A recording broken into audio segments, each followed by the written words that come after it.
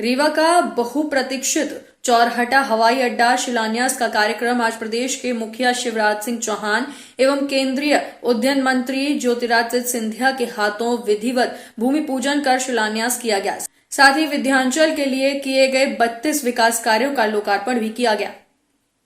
आपको बता दें कि रीवा की हवाई पट्टी का शिलान्यास करते हुए हवाई अड्डे में परिवर्तित किया जा रहा है। इसके लिए जरूरी जमीनों का अधिग्रहण कर लिया गया है। वर्तमान में उपलब्ध 65 एकड़ क्षेत्र में विकसित होने वाले हवाई अड्डे के लिए जमीनों का अधिग्रहण किया जा चुका है, जिसे राज्य सरकार ने 99 वर्षों की लीज पर भारतीय विमान प्राधिकरण को सौंप दिया है। दूसरे चरण के विकास के लिए 258 एकड़ भूमि के अधिग्रहण के लिए 209 करोड़ रुपए मंजूर किए हैं। 2 महीनों के भीतर ये जमीन भी अधिग्रहित करके भारतीय विमान प्राधिकरण को सौंप दी जाएगी। तब महानगरों की भांति एयर टर्मिनल और लाउंज तथा पब्लिक एमिनिटीज विकसित होंगी।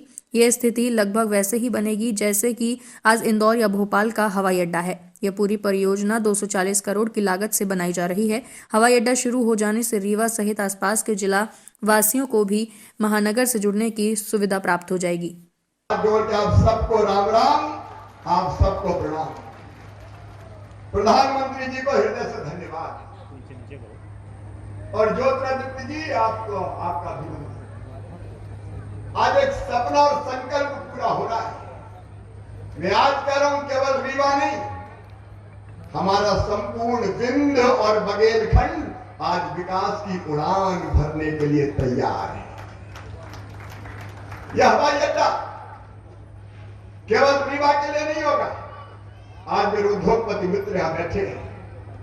आज मैं पिंडवासियों को बताना चाहता हूं, ग्लोबल इन्वेस्टर समिट हुई इंदौर में, लेकिन इंदौर के बाद, मालवा निवाड़ के बाद सबसे ज्यादा निवेश के प्रस्ताव आए तो बिंद के 2,88,000 करोड़ रुपए का निवेश बिंद में करने के कमिटमेंट लोगों ने हमसे किए और इससे 1.5 लाख लोगों को रोजगार मिलेगा।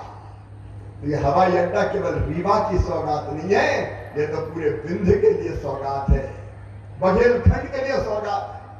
मेरे बहनों और भाइयों, मुझे कहते हो गर्व है, विंध्य को अगर कनेक्टिविटी दी तो कभी कांग्रेस ने नहीं दी, अगर कनेक्टिविटी दी तो भारतीय जनता पार्टी की सरकार ने दी।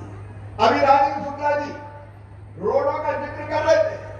बताओ मेरे बहनों और भाइयों, जितनी अच्छी सड़कें भारतीय जनता पार्टी की सरकार ने रीवा के चारों तरफ बना दी है, कभी कांग्रेस ने बनाई थी क्या? ऐसे नहीं, जरा जोर से बताओ बहनों और भाइयों, बनाई थी क्या? चारों तरफ शानदार सड़कें।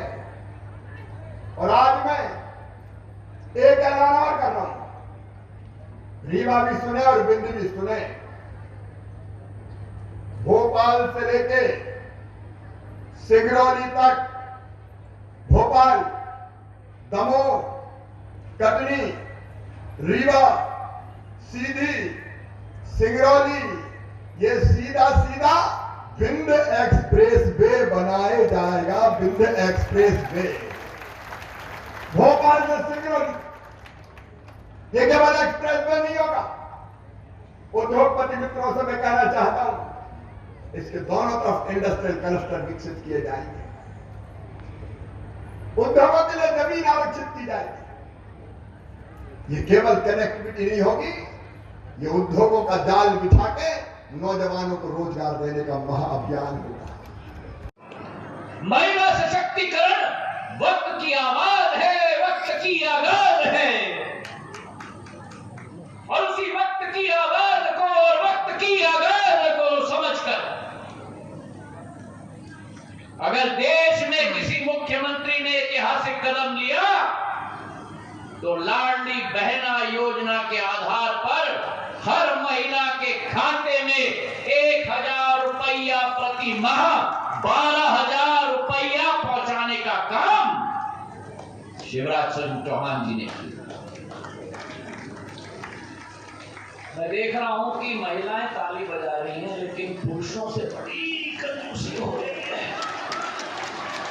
अरे भाई, अपने महिलाओं के लिए तालियां बजाओ और शिवराज सिंह जी के लिए तालियां बजाओ।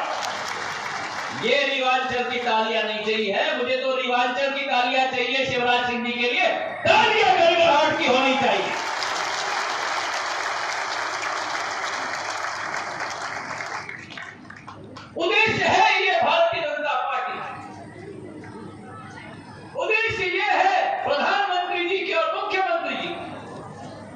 कि देश में प्रदेश में एक एक व्यक्ति का सशक्तिकरण होना चाहिए। और जिस महिला के हाथ में घर की तिजोरी की चाबी होती थी, आज शिवराज सिंह जी के आशीर्वाद के आधार पर उस महिला के हाथ में घर की राशि भी शिवराज सिंह जी उनके हाथ में पहुंचाने का काम कर रहे हैं। तो परिवर्तन आया है, मूल चूल परिवर्तन आया है। और जो अभी हमारे अध्यक्ष श्री गिरीश गौतम जी कह रहे थे, कांग्रेस के जमाने में नेता लोग और मंत्री लोग और मुख्यमंत्री मंच पर आके रोते थे, आलाप देते थे।